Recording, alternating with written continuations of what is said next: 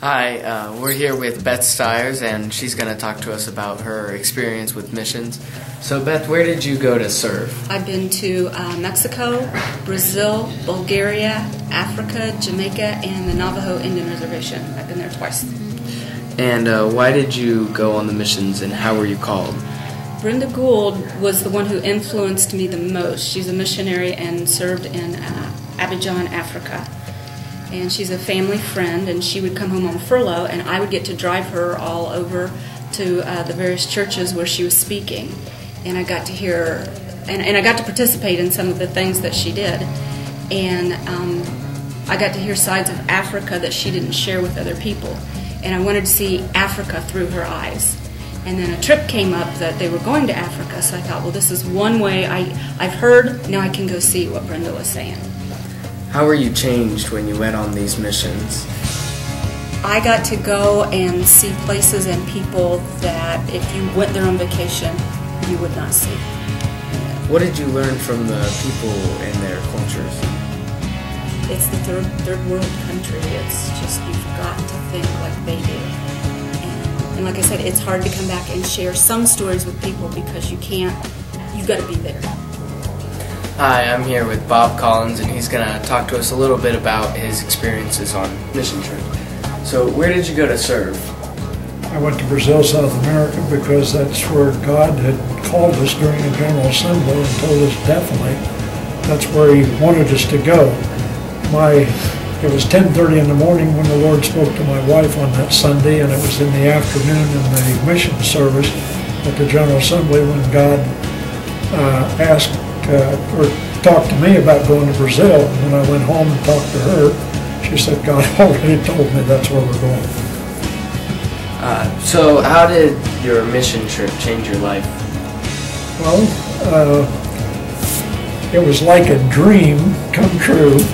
And as far as changing my life, I don't know whether it changed my life so much as the culture, the language, the love for people, and all of that was something just that I was excited about. My wife was too, and my young one-year-old son fell right into it, and it was a life-changing experience in the area of seeing God work in miraculous ways.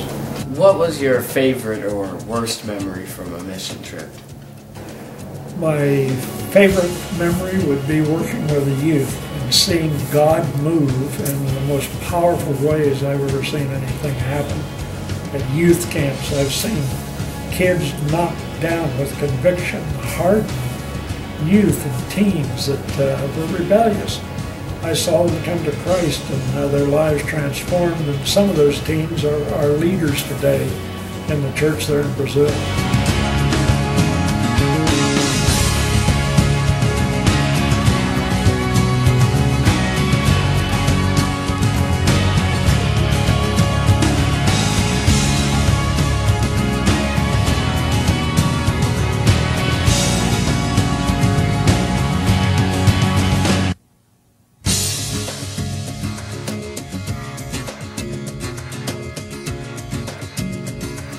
How did your mission change your life? Well, I grew up in the Church of Nazarene, and I was always involved in missions. When missionaries come to our church, my mother and dad would have me in their home to stay overnight. And that put that in but I never felt a call to missionary service. I was never called to be a minister. But when I hit the age of about 48, I was fortunate enough to get on the General Missionary Council of the Church of Nazarene to do something for men. I got that through finally after a lot of debating with the general superintendents and all. And said it wouldn't happen, but I said, let me try it once. And I did, and it came out. And the people that were in charge of the missionary efforts at that time, the man in charge, I won't say his name, had passed away. Dr. Jerry Johnson, who was the general superintendent, got with me together and said, what you going to do? What are you going to do? What's going to happen? I did a lot of things. I explained all the ripple effects that would happen. He said, that sounds exciting. Sick 'em, let's go for it. I said, okay, I'll take my first trip. And came back and reported to the General Council, and And then I set up the program. And by doing this, it takes a lot of logistics to coordinate a trip. But I, fortunately, the Lord helped me to coordinate 65 trips and did the logistics worked out to get the people organized on the trip, tickets bought, and all the various things, a very big project.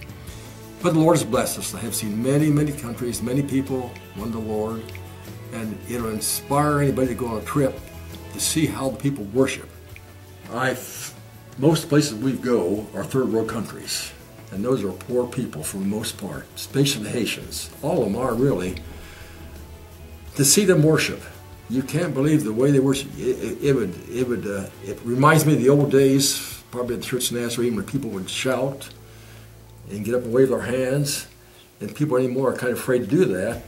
But these people will shout and sing, and they're just like another world.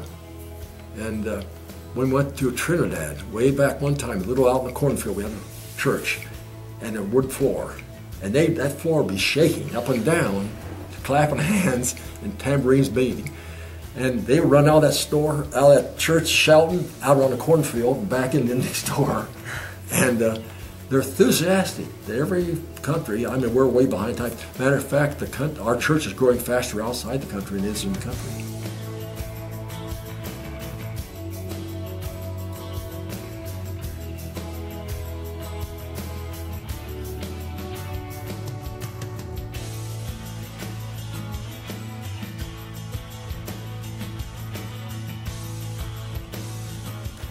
I just came back Monday from a trip to Jamaica, from Jamaica.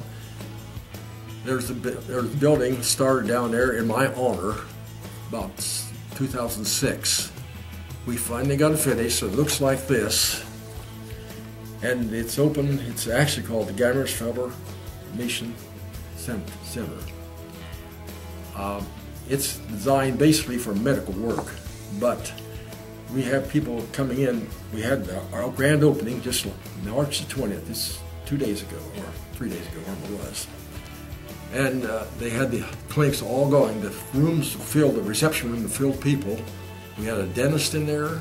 We have 2 dental units in there. We have an optometrist doing an eye examination.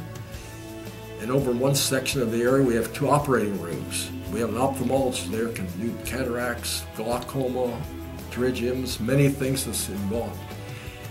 What's interesting in this, when people come come to get their eyes examined, they all come in the morning, all at once. There'll be 30 or 40 people sitting in there. We have a little devotion for them. We have a prayer room, a consultation room. So they hear what we're there for and what we're doing.